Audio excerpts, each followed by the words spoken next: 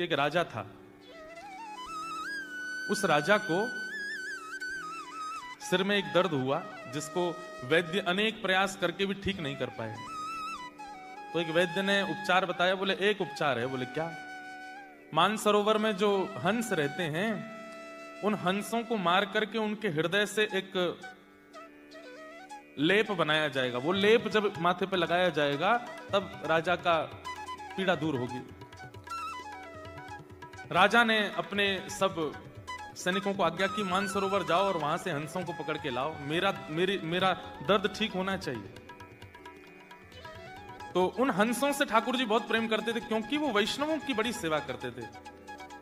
सैनिकों को पता चला कि ये हंस जो हैं ये संत महात्माओं के हाथ से दाना चुगते हैं। इसका मतलब है कि भगवा वेशधारी इनको प्रिय लगते हैं। हम सब सैनिकों के वेश में आए इसलिए दूर भाग रहे हैं। भगवा वेश पहन लो।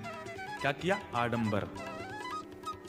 हैं सैनिक लेकिन बन करके कैसे आए? जटाजूट बांध करके, तिलक फोटा लगा करके, धोती वोती पहन करके, संत जैसा हाथ में करताल लेकर के नारायण नारायण करके मानसरोवर पर सैनिक आ गए। तो उनको देख करके हंस ने दूसरे हंस से कहा, देखो संत आए हैं, प्रणाम करने चलो।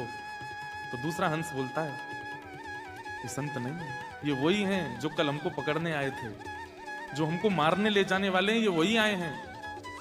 तो पहला हंस कहता है, बोले कि मुझे भी पता है ये वही हैं, लेकिन इनकी भेष देखो, इनकी वेशभूषा देखो, इनका स्वरूप देखो, ये तो संत के रूप में आए हैं ना। और दोनों हंस जानते हुए भी कि ये दोनों ये सैनिक हैं, ये संत नहीं है, फिर भी उनको प्रणाम करने गए। और जैसे ही प्रणाम करने लगे उन सैनिकों ने तुरंत अपना चोला हटा दिया और हंसों को बंदी बना करके जाले में बांध करके ले गए राजा के यहाँ। ठाकुर जी इस लीला को देख रहे थे, बहुत ध्यान से सुनना। ठाकुर जी इस लीला को देख रहे थे और लक्ष्मी जी से बोले, देखो ये दोनों जानते हैं कि ये संत नहीं है, सैनिक हैं, लेकिन फिर भी अपने जान की बाजी लगा करके प्रणाम करने गए क्योंकि उनके वस्त्र संतों के थे, रसिकों के थे।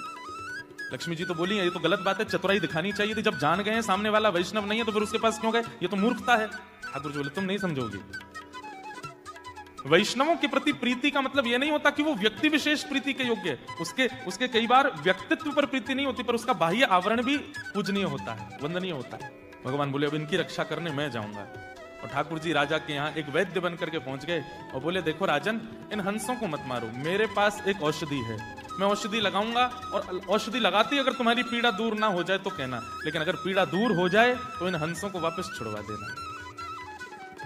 ठाकुर जी ने अपने हाथ से पे लेप बना करके राजा को लगाया, राजा की पीड़ा दूर हो गई। राजा बड़ा प्रसन्न हो गया।